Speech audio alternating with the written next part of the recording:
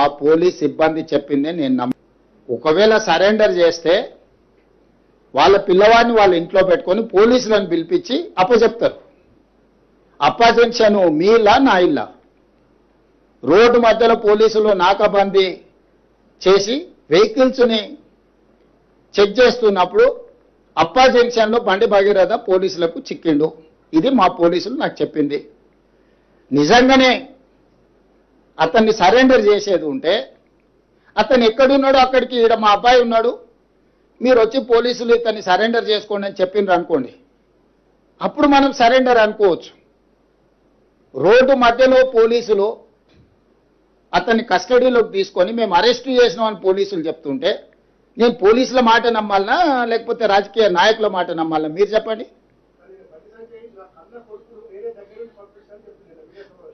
నేను అనేది ఏంటంటే అతను దగ్గరుండే పంపించి ఉండొచ్చు, నేను దగ్గర ఉన్నాడా లేడా అనేది నేను గవా కాదు. అతను ఏం చెప్తే అదే నిజం. ఏంటంటే వాళ్ళిద్దరు ఒక దగ్గర ఉన్నారా లేదా, 5 రోజులు అబ్స్కాండ్ అయినప్పుడు తండ్రి కొడుకులు ఒకే ఇంట్లో ఉన్నారా లేరా, ఇది కాదు కదా. మేము చాలా సిస్టమేటిక్గా విశ్లేషించుకొని కంప్లైంట్ వచ్చిన వెంబడే ఎఫ్ఐఆర్ చేసి ఒక పద్ధతి ప్రకారం ఈరోజు ప్రభుత్వం చర్యలు తీసుకున్నది. మా చర్యల్ని ప్రజలు కానీ కోర్టు కానీ ఎవరు తప్పుపట్టలే. కేటీఆర్ జడ్జిగా, ఆర్ఎస్ ప్రవీణ్ కుమార్ ఐఓగా ఈయన విచారణ చేసిండు, ఆయన శిక్ష విధించేసిండు.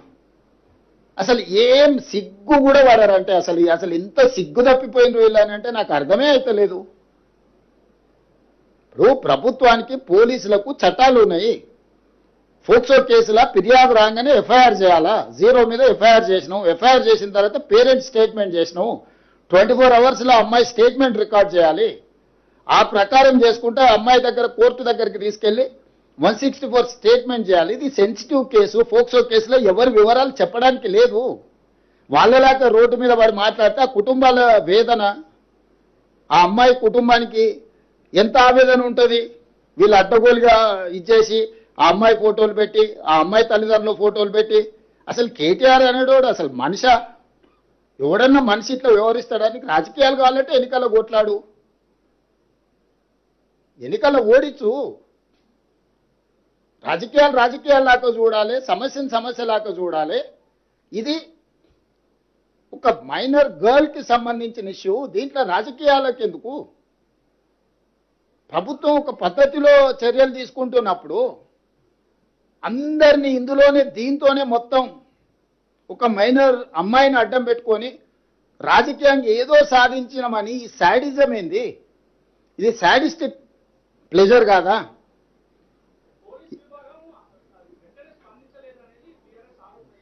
నేను అదేనా చెప్పేది, వాళ్ళ గురించి ఇప్పటి దగ్గర చెప్పింది. శాడిస్ట్ అని నేను చెప్తుంటే మళ్ళీ నువ్వు ఇంకేదో కొత్తది అడుగుతావేంది?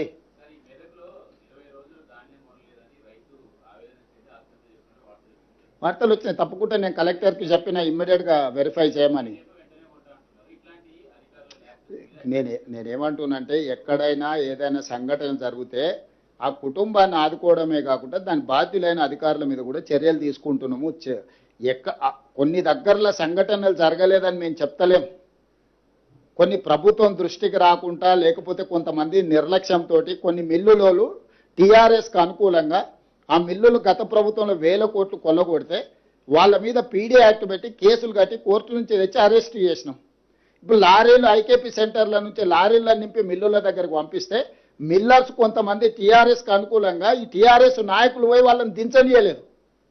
రోజుల కొద్ది ఆ లారీలను దించకుండా ఆపడంతో మళ్ళీ కొత్తగా ఐకేపీలో సేకరించిన ధాన్యాన్ని రవాణా చేయడానికి వాహనాలు లేవు. ఈ ఆర్గనైజ్డ్ క్రైమ్ చేస్తున్నారు బీఆర్ఎస్ వాళ్ళు. మా పోలీస్ సిబ్బంది చెప్పిందే నేను ఒకవేళ సరెండర్ చేస్తే వాళ్ళ పిల్లవాడిని వాళ్ళ ఇంట్లో పెట్టుకొని పోలీసులను పిలిపించి అప్పచెప్తారు. అప్పజెన్షన్ మీ ఇల్లా నా ఇల్లా? రోడ్డు మధ్యలో పోలీసులు నాకాబందీ చేసి వెహికల్స్ని చెక్ చేస్తున్నప్పుడు అప్పా జంక్షన్లో బండి భగీరథ పోలీసులకు చిక్కిండు. ఇది మా పోలీసులు నాకు చెప్పింది. నిజంగానే అతన్ని సరెండర్ చేసేది ఉంటే అతను ఎక్కడున్నాడో అక్కడికి ఈడ మా అబ్బాయి ఉన్నాడు, మీరు వచ్చి పోలీసులు ఇతన్ని సరెండర్ చేసుకోండి అని చెప్పిండ్రు అనుకోండి, అప్పుడు మనం సరెండర్ అనుకోవచ్చు. రోడ్డు మధ్యలో పోలీసులు అతన్ని కస్టడీలోకి తీసుకొని మేము అరెస్ట్ చేసినామని పోలీసులు చెప్తుంటే నేను పోలీసుల మాట నమ్మాలనా లేకపోతే రాజకీయ నాయకుల మాట నమ్మాలనా మీరు చెప్పండి.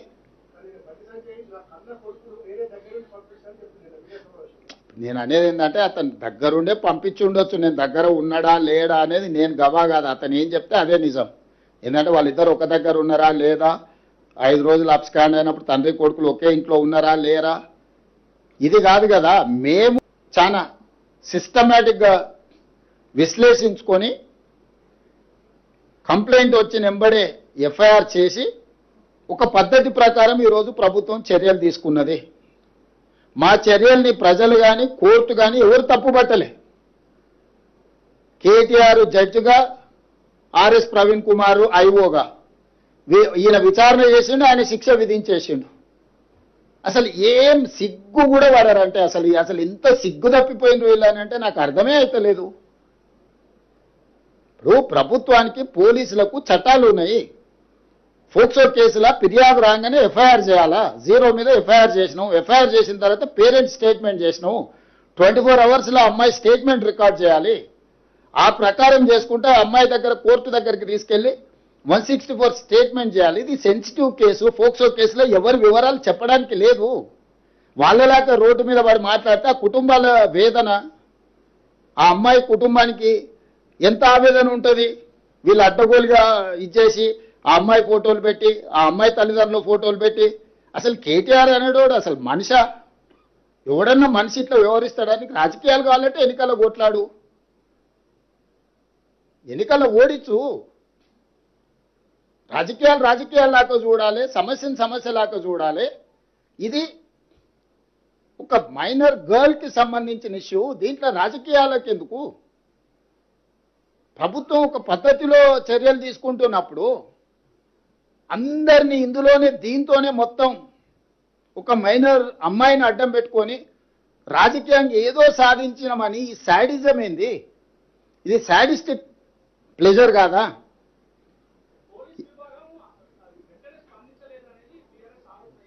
నేను అదేనా చెప్పేది, వాళ్ళ గురించి ఇప్పటి దగ్గర చెప్పింది. శాడిస్ట్ అని నేను చెప్తుంటే మళ్ళీ నువ్వు ఇంకా కొత్తది అడుగుతావేంది?